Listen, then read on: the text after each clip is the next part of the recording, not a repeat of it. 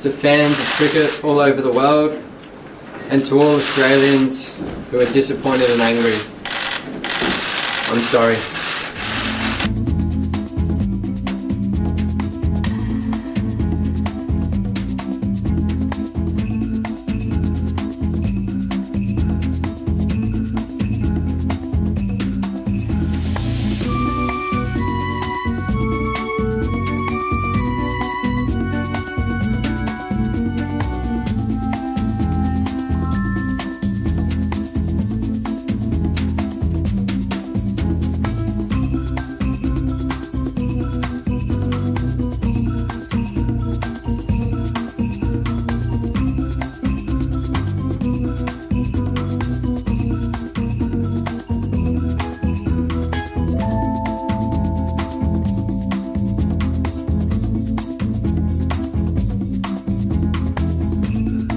Isn't it absolutely disgraceful that they've had to resort to this? They can actually get people out without cheating, so why cheat?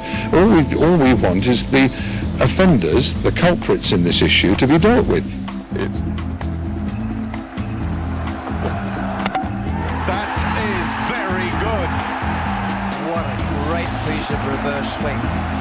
Drama began to unfold as the umpires, after a routine inspection of the ball, decided its condition had been unfairly altered by the fielding side. The ICC studied video evidence, including Stuart Broad stepping on the ball and Jimmy Anderson handling it here, and they exonerated England.